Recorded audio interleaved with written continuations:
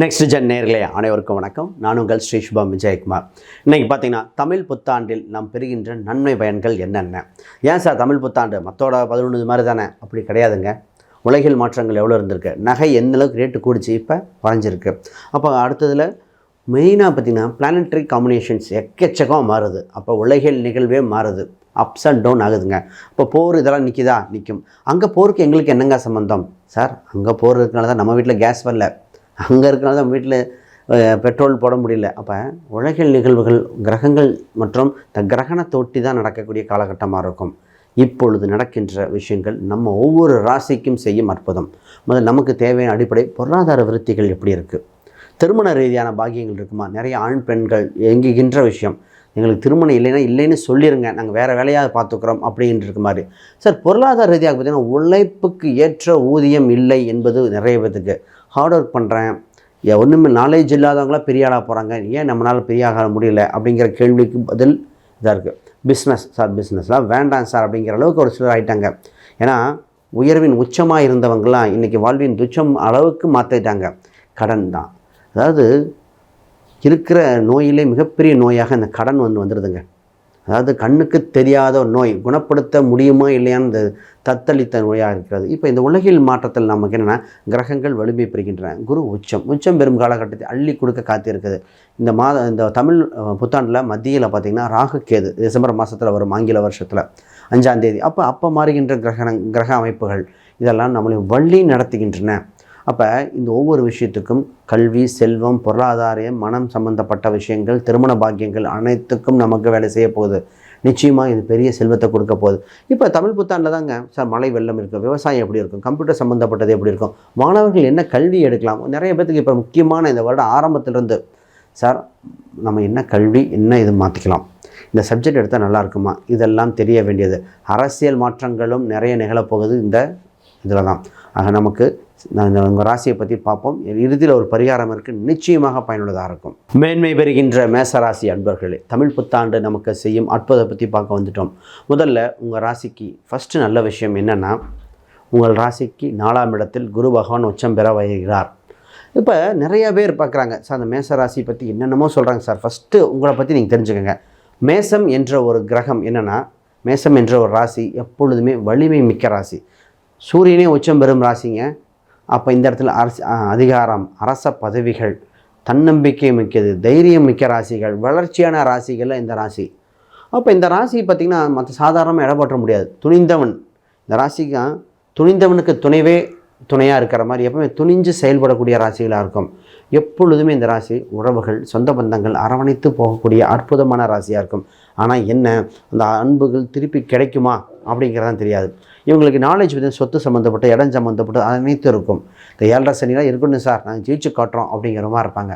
இப்போ உங்களுக்கு இந்த தமிழ் புத்தாண்டை பற்றி பார்ப்போம். முக்கியமாக தமிழ் புத்தாண்டு உங்கள் ராசிக்கு 2ஆம் இடத்தில் இருக்கின்ற ரிஷப லக்னத்தில் ஆரம்பிக்கின்றன. இப்போ தமிழ் புத்தாண்டில் உங்கள் ராசியில் என்னைக்கு சூரியன் வருகிறதோ அப்போ தாங்க நீங்கள் உச்சம் பெற்றால் தான் அந்த உலகத்துக்கே வெளிச்சம் மாதிரி. முதல்ல இந்த ராசி காலகட்டத்தில் ஃபஸ்ட்டு நடக்க போகிறது செல்வ கடாட்சம் அதிகரிக்க வாய்ப்புகள் அதிகம். அப்போ மேசராசிக்கு பார்த்திங்கன்னா சார் பண ரீதியாக, சொத்து ரீதியாக, செல்வம் ரீதியாக எதிர்பார்த்து கொண்டே இருப்பவர்கள் நிறைய பேர் பார்த்திங்கன்னா, சரி நான் உழைத்த உழைப்புக்கு தகுந்த ஊதியம் உண்டா, எப்பொழுது கிடைக்கும் அப்படிங்கிற பல பேர் இருப்பாங்க. அப்போ நிச்சயமாக உங்களுக்கு வர வேண்டிய பணங்கள் நிறைய விஷயத்தில் வர வாய்ப்புண்டு. ஒருத்தருக்கு வேலை ரீதியாக வரும், ஒருத்தருக்கு சொத்து விற்றதன் மூலம் வரும், ஒருத்தருக்கு தன் பூர்வீகத்திலிருந்து வர வேண்டிய அம்சங்களாக வரும், தொழில் விருத்தி ரீதியாக வருகிறது. நிறைய பேர் கலைத்துறையினர், இந்த மாதிரி மீடியா இது போன்ற. அப்போ ஒவ்வொருத்தருக்கும் ஒன்று மாறும். அதை பற்றி இன்னும் டீட்டெயிலாக பேசும். ஆக மொத்தம் கையிருப்பு பணம் அதிகரிக்கின்றன. இப்போ குடும்ப ரீதியாக நிறைய கேள்விகள் சார், திருமணம் இருக்குது இல்லை தெளிவாக சொல்லிடுங்க, குடும்ப ஒற்றுமை இருக்கா இல்லையானு. பொதுவாக இந்த ராசிக்கு பார்த்திங்கன்னா முக்கியமானது திருமணம் சம்பந்தப்பட்டது இந்த வருடம் ஆரம்பித்த ஆரம்ப காலகட்டத்தில் இருக்கின்றன.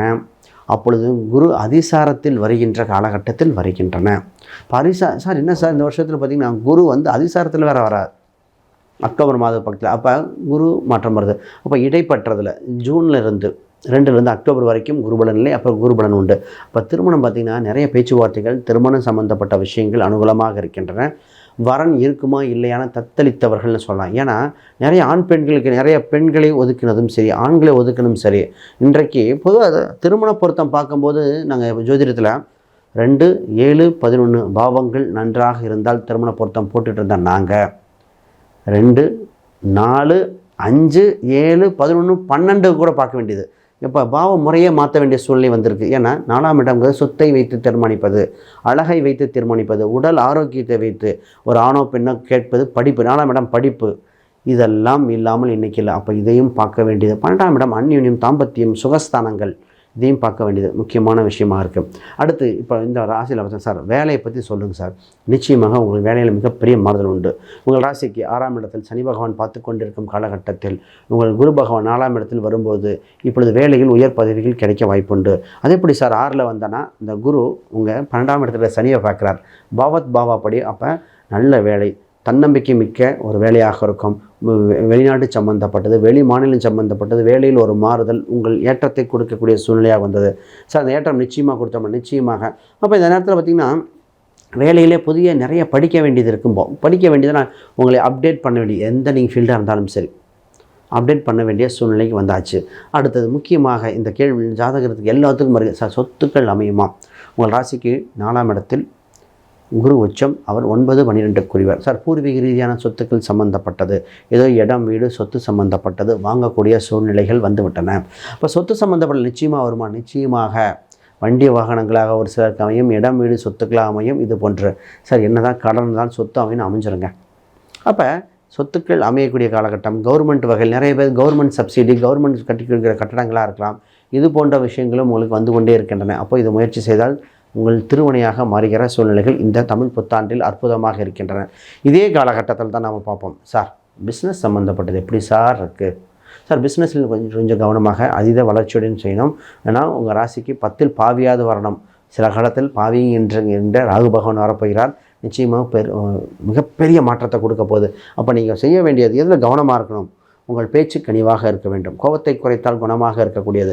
கடன் வாங்குவதில் கவனமாக வாங்கணும். கிரெடிட் கார்டை பயன்படுத்தக்கூடாத ராசியாக இருக்கின்றன. இப்பொழுது உங்களுக்கு வெளிநாட்டு சம்பந்தப்பட்ட ஒப்பந்தங்கள், கையெழுத்துகள் 1க்கு 2 முறை யோசித்து செய்ய வேண்டியதாக இருக்கும். இதில் பரிகாரம் உங்களுக்கு நிச்சயமாக நீங்கள் வழிபட வேண்டிய தெய்வமாக இருப்பது வள்ளி தெய்வானையுடன் இருக்கிற முருகர் கோயிலுக்கு சென்று வந்தால் நிச்சயமாக ஒரு மனமகிழ்ச்சி உண்டு. பெண் தெய்வத்தில் பகவதி அம்மன், அலங்காரமுள்ள பகவதி அம்பாளை வழிபாடு செய்ய அவர் உங்களை காத்து ரட்சிக்க அமர்ந்திருக்காருன்னு சொல்கிறாங்க. நீங்கள் முக்கியமாக இப்போ பயன்படுத்த வேண்டிய எண்ணாக 1, 3, 9 இந்த எண்ணை பயன்படுத்துங்கள். இந்த வருடம் உங்களுக்கு வளர்ச்சியான வருடமாக அமையும். அன்பர்களே, இத்தனை நேரம் பார்த்தீங்கன்னா கோச்சார பலன்கள் தமிழ்ந்து பார்த்தோம். இப்போ கூட கோச்சார பலனோடு தசாபுக்தியும் லக்ன அமைப்பும் மற்ற கிரக அமைப்பும் எடுத்தால் இன்னும் துல்லியத்தை நோக்கி போகலாம். பொதுவாக எப்போவுமே ஜாதக ரீதியாக பார்க்கும்போது பார்த்திங்கன்னா அவ்வளோ பலன்கள் வந்துகிட்டே இருக்கும். இப்போ இதுவும் ரொம்ப முக்கியம். பொதுவாக இன்றைக்கி நம்ம யாருக்காவது ஜாதகம், பிரசன்னம், வாஸ்து, நியூமராலஜி இந்த மாதிரி பார்க்கணுன்னா ஸ்க்ரீனில் தெரிய அந்த எண்களுக்கு தொடர்பு கொள்ளுங்கள். உங்கள் ஜாதகத்தை பார்த்து நல்ல காலம் எப்பொழுது, திருமணம் எப்போது, வேலை வாய்ப்புகள், சொத்துக்கு சுகங்கள், தனக்கு இருக்கின்ற தடைகள் என்னது, செய்வனை சம்மந்தப்பட்டது இருக்குமா, பில்லி சூனியம் இருக்குமா, இந்த மாதிரி பல கேள்விகள் அத்தனைக்கும் விடை கிடைக்கும். அது பிரசனம் போட்டு கூட பார்க்கலாம். குறிப்பாக இந்த ஒரு விஷயம் என்னென்னா, எப்பொழுதுமே பார்த்திங்கன்னா எவ்வளவோ கோயில் பரிகாரம் பண்ணுறோம், திருமணம் தடையாக இருந்தது, அதுவும் மாற்றம் ஏற்பட வாய்ப்புண்டு. அப்போ இந்த வருடத்தில் இருக்கின்ற முக்கியமான நிகழ்வாக என்ன இருக்குன்னா, உங்களுக்கு ஏற்பட்ட தடைகள் அனைத்தும் விலகி வாழ்வில் நல்ல விடைகள் ஏற்பட வாய்ப்புண்டு. கோச்சாரங்கள் எப்பொழுதும் உங்களை வழிநாட்டி கொண்டே இருக்குது. மனசு தான் மருந்து. அதற்கு கொண்டான பரிகாரம் என்ன?